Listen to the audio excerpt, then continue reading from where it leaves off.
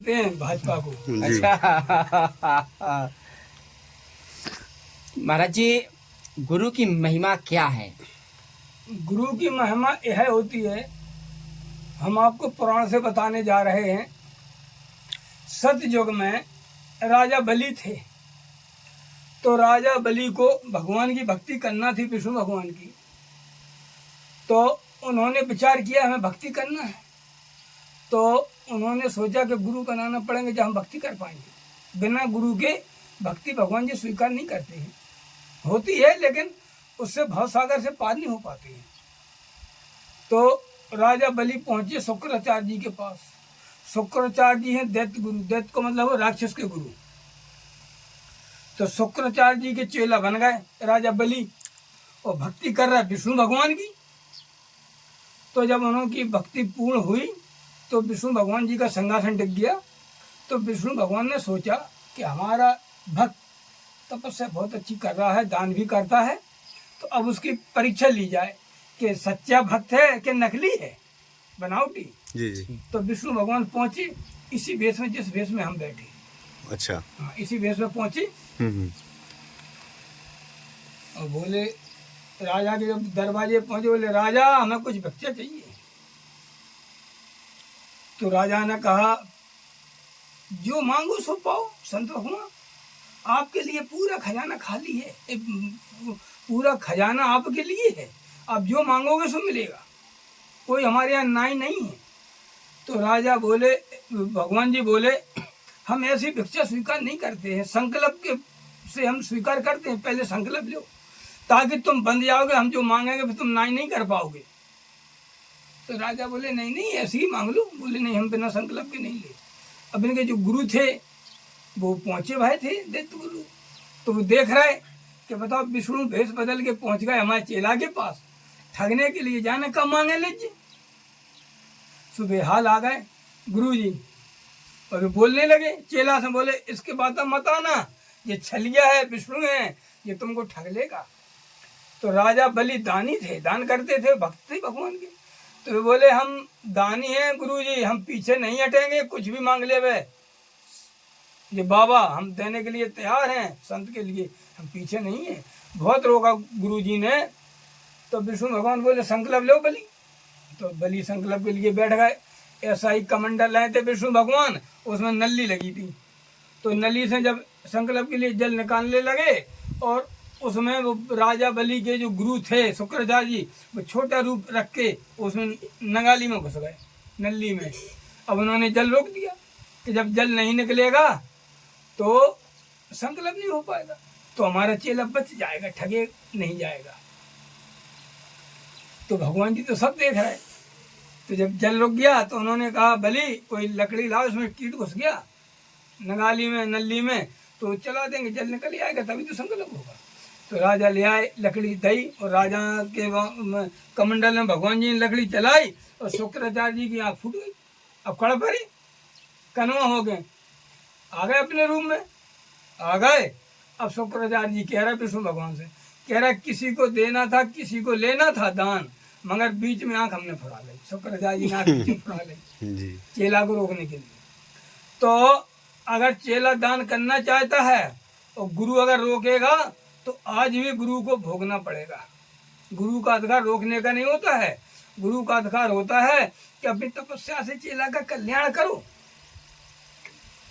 जो नहीं कि सब हमको ही देता रहे चेला, और भी संतों को दान करेगा तभी उसका दान लगता है। तो जब पहले से ही महिमा चली जा रही, आज तक चली जाएगी। यह तो हो गई गुरु की महिमा जी। अब चलती है भक्ति महिमा राजा बलि की। हाँ। कि राजा बलि जब पीछे नहीं हटे तो राजा बलि को क्या प्राप्त हुआ वो बताने जा रहे हैं। तो जब शुक्राचार्य जी की आँख फूट चुकी, भग गए। अब संकल्प हो गया, संकल्प हो गया। श्री राजा बलि बोले, बोले संत भगवान मांगो क्या आपको दान चाहिए। तो ये तो विष्णु भगवान थे। बोले राजा हमको 3.5 डग आपकी राज्य चाहिए, धरती राज्य की। तो राजा बोले कितनी ले है ये 3.5 डग में। बोले चांजन कोने में से नाप लो। क्या दई राजा ने संत भगवान से, चांजन कोने में नाप लो 3.5 डग, बहुत बड़ी राजधानी है। लेकिन विष्णु भगवान थे, उन्होंने माया फैलाई, सो 3 डग में ही पूरी राजधानी नप गई। आधा डग खाली। अब झूठी हो रही भिक्षा। तो विष्णु भगवान बोले राजा से, बोले राजा 3 पग में तुम्हारा पूरा राज्य नप गया, अब आधा पग बाकी रह गया, नहीं कर दो तो हम वापस हो जाएंगे। राजा बोले नहीं नहीं करेंगे, हम हमें विचार करने दो कि आधा पग हम तुम्हें कहाँ से नापेंगे देंगे। अब गए अंदर, रानी से सलाह ली। तो रानी बोली जब 3 पग में पूरी राजधानी नाप ली तो वो साधारण साधु नहीं है। आप जाओ राजा और लेट जाना और बोल देना संत से कि हमारी पीठ नाप लो आधे पग में, हमारा शरीर भी नाप लो, भिक्षा पूरी करेंगे आप। तो राजा आए रानी से सलाह लेकर। राजा बोले प्रभु हम लेटे जा, आप हमारी पीठ पे आधा पग नाप लो हमारे शरीर को, भिक्षा आपकी पूरी होगी, हम लौटाएंगे नहीं। तो राजा लेट गए, आधा पग भिक्षा नाप ले वो भी। तो भगवान जी बोले राजा तुम्हारी भिक्षा तो पूरी हो गई, लेकिन ना तुम्हारा राज्य रहा और ना तुम्हारा शरीर भी रहा। राज्य नाप लिया हमने 3 पग, आधे पग में तुम्हारा शरीर भी नप गया। अब बताओ क्या होना चाहिए। तो राजा बोले क्या होना चाहिए, राज्य आपका और हम भी आपके। बस सोई भगवान जी अपने रूप में आ गए, विष्णु रूप में। बोले राजा जो मांगो सो पाओ। तो राजा बोले हम क्या मांगे, मांगने से तुम मांगने हमारे द्वारे पे आए थे, अब हम तुमसे क्या मांगे, हमको नहीं मांगना है कुछ। तो विष्णु भगवान बोले हमारा स्वभाव है, हम भक्त की परीक्षा लेने जाते हैं, हमने तो परीक्षा ले ली, परीक्षा में तुम पूर्ण सफल भय तो अब हमसे जो तुम मांगो सो पाओ। तो राजा बलि बोले तो फिर प्रभु हम मांगेंगे वो देना पड़ेगा। बोले बिल्कुल देंगे, हम वचनबद्ध हैं। तो राजा बोले हमारे किले में 365 दरवाजे हैं, गेट 365 गेट पे ही हमको आपका पहरा चाहिए। सुबह हम जिस गेट से निकले उसी गेट पे आप पहरेदार बन के हमको देखेंगे। भगवान जी ने ये मस्तु बोल दी, बोले बिल्कुल ऐसा ही होगा। अब भी तो 365 दरवाजे और 366 दिन की साल हो, अब पूरी साल पहरेदार बन गए। तो यहाँ कहा जाता है भक्त के बांधे हैं भगवान। सच्चे दिल से भक्त आज बांधना चाहे तो आज भगवान को बांध लेता है। हमने जो मजिस्ट्रेट को लौटाया तो क्या हमारी क्या औकात थी जी, क्या औकात थी हमारी, लेकिन भगवान की महिमा है जो मजिस्ट्रेट थराई करके लौटा है बाद में। अभी ऐसे ही महाराज जी, जब हम लोग आए तो आपका एक क्रोधी स्वभाव देखा, कोई परिचय नहीं, लेकिन आपने कहा उधर मत जाना। और फिर अभी आपका ये बड़ा सरल स्वभाव, बड़ा ऐसा सरल स्वभाव दिख रहा है, प्रसन्न भाव दिख रहा है। तो ये दोनों अंतर पल भर में कैसे आता है महाराज जी? भगवान की महिमा है। अगर राक्षस बन के आओगे तो भगवान जी क्रोध दिखाएंगे, और साधारण भक्त बन के आओगे तो भगवान जी शांत स्वभाव देंगे हमको। ये भगवान की महिमा है। उसी भेष में अच्छे संत मिलते हैं, उसी भेष में खराब भी मिलते हैं। टाटी घाट में एक से एक संत हैं, कोई लौटा नहीं पाता है किसी को। गंगा जी पे से जाओ सबरे मेला लगो हंसिया तक, यहाँ से अच्छे को लौटो। पर साल करवी की पूरी पुलिस आई थी, 3 गाड़ी भर के सबको लौटाई थी, मैं कोतवाल की बेइज्जती करके यहाँ स्नान करने। हाँ अच्छा, निशान नहीं करने दिया था, लौटाई थी। हाँ। तो देखिए भाई, यहाँ बोला जाता है भक्त के बांधे हैं भगवान। सतयुग त्रेता द्वापर कलयुग चारों बराबर है, कोई किसी से कम नहीं है। अंतर इतना हो गया कि सतयुग में 10,000 वर्ष तपस्या करना पड़ती थी, त्रेता युग में हजारों वर्ष, द्वापर में भी हजारों वर्ष थी, उम्र ज्यादा थी, तपस्या ज्यादा थी। अब कलयुग में सिर्फ 12 वर्ष की तपस्या रह गई, लेकिन 12 वर्ष की 12 दिना की नहीं कर पाऊ। 12 दिना की तपस्या में भगवान जी मिल जाएंगे, लेकिन कौन कर पाएगा। 12 दिन जल और भोजन छोड़ दो, भाई 2 तपस्या कोई नहीं छोड़ पाएगा।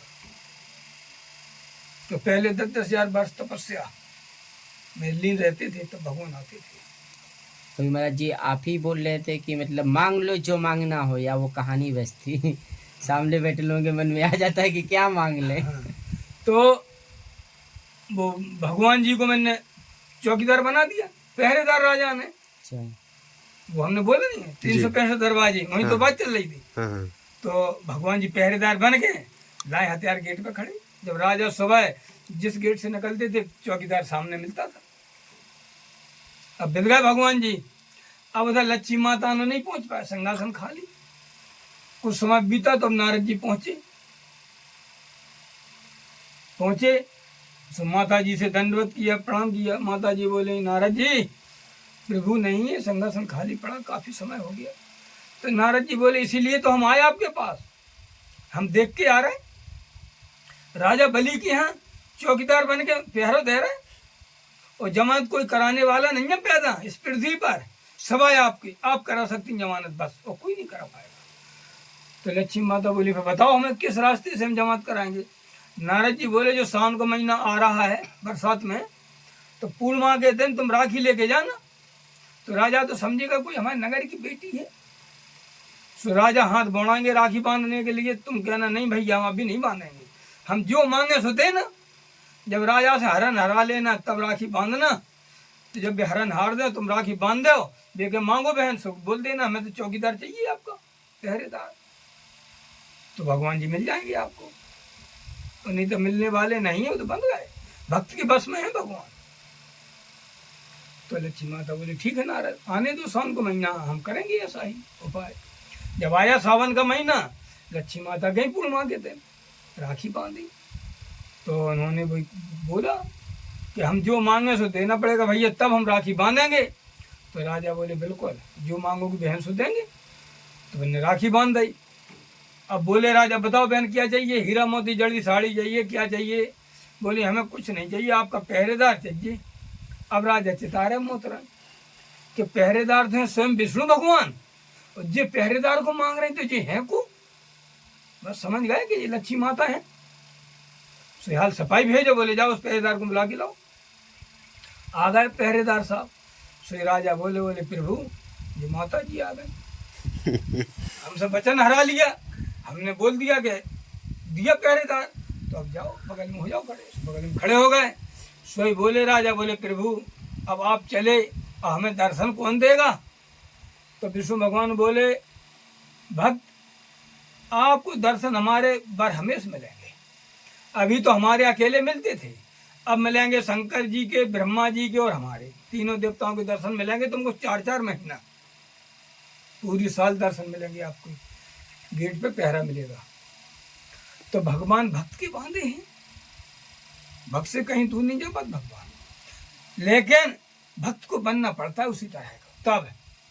लेकिन आज के लोग क्या करते हैं, भगवान को ढूंढते फिर रहे, सो भगवान कहीं नहीं मिल रहे। और जो भक्त भगवान को नहीं ढूंढता है उसे भगवान ढूंढते फिरते हैं, सो भगवान ढूंढ लेते हमारा भक्त कहाँ है।